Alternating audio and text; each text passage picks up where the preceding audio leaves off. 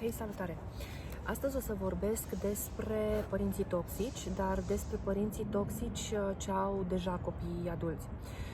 Cumva nu e nicio noutate pentru nimeni că acei părinți care și-au manipulat copiii când au fost mici, pe care i-au abuzat în diferite feluri, o vor continua și la vârsta copilului devenit deja adult.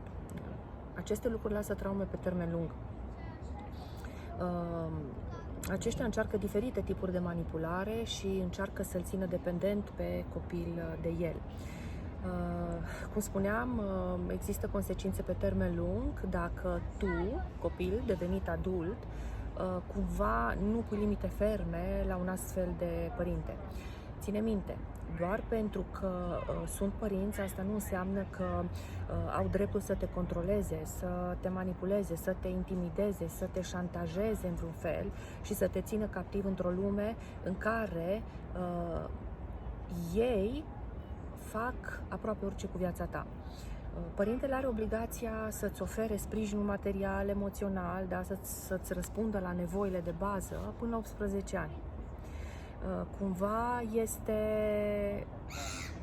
o chestiune legală, pentru că foarte mulți părinți îi fac pe copii să se simtă vinovați pentru că fac afirmații de genul: tu știi câte sacrificii am făcut eu pentru tine? Uite, toată ziua am stat la serviciu doar ca să te pot ține și tu așa mă răsplătești. Păi, până la urmă nu-i obligă nimeni, da? Este obligația ta legală până la 18 ani ca părinte să ai grijă de copilul tău.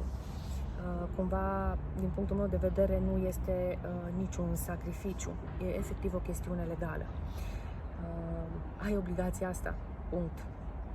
Poate exista și o excepție, uite, sunt părinți care își manipulează, de exemplu, copiii și copiii ajung să întrețină pe ei, pentru că ei nu se duc la muncă, pentru că ba mă doare încoace, ba mă doare încolo, ba pur și simplu n-au chef să se ducă la muncă și ajunge copilul să-și întrețină părintele nefiind bolnav. Da? Aici putem să spunem, cumva copilul are nu obligația, ci să spunem o datorie morală să-și ajute părintele dacă este grav bolnav. Atenție, banii sunt un mijloc de control preferat de părinți. Foarte mulți copii, de când sunt mai mititei și până ce ajung adulți, sunt controlați și manipulați de părinți prin bani. Da?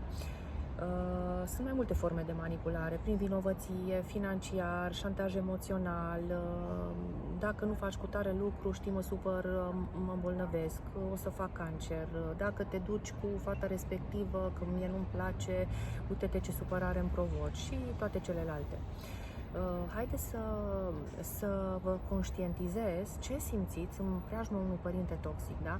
Pentru că nu de puține ori am avut în cabinet persoane care atunci când iau legătura sau se duc la părinte, să spunem undeva la țară, da, se duc să-și viziteze părintele,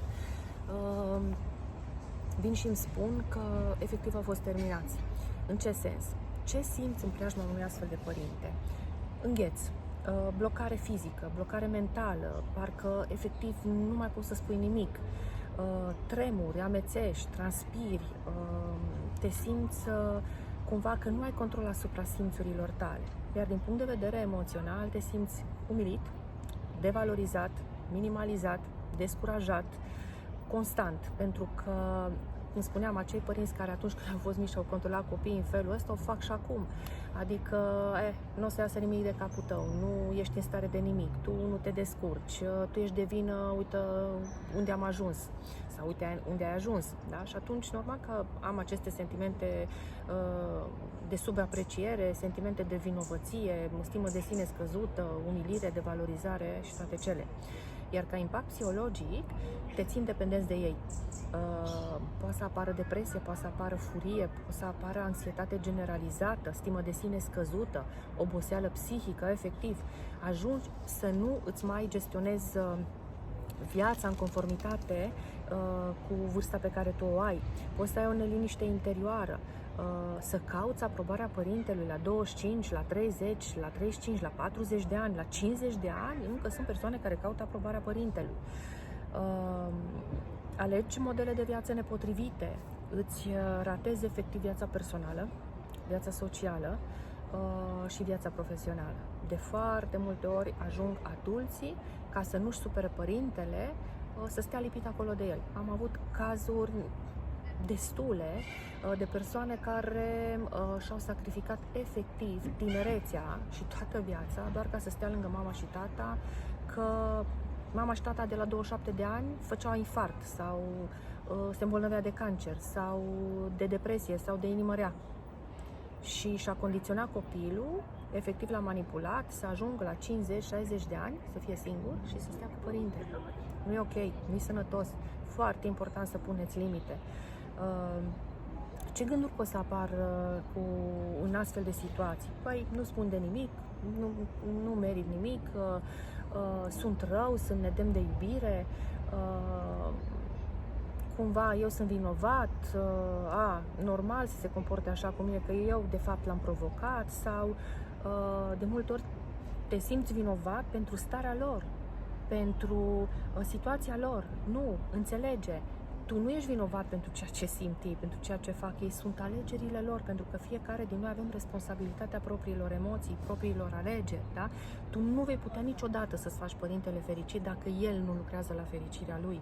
Tu nu vei putea niciodată să-l ajuți pe părintele lui să se dezvolte, da? Dacă el nu face asta, sau dacă ai un părinte alcoolic, dacă el nu vrea, dacă nu există dorința aceea de schimbare, tu ce crezi că poți să faci? Încearcă să înțelegi că toată puterea este la tine și că tu poți să schimbi doar viața ta. Tu ești responsabil de viața ta, de emoțiile tale, de gândurile tale. Tu nu ești responsabil de viața lor. Ești din joc.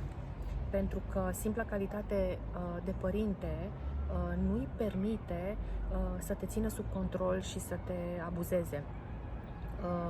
Și pentru tine, iară să ții minte, ca adult, trebuie să înțelegi că tu nu trebuie să depinzi de un părinte, din niciun punct de vedere, și nu vorbim doar de un părinte, tu nu trebuie să depinzi de nimeni. Cumva încearcă să înțelegi că puterea stă în tine, tu poți controla doar ceea ce faci tu, da?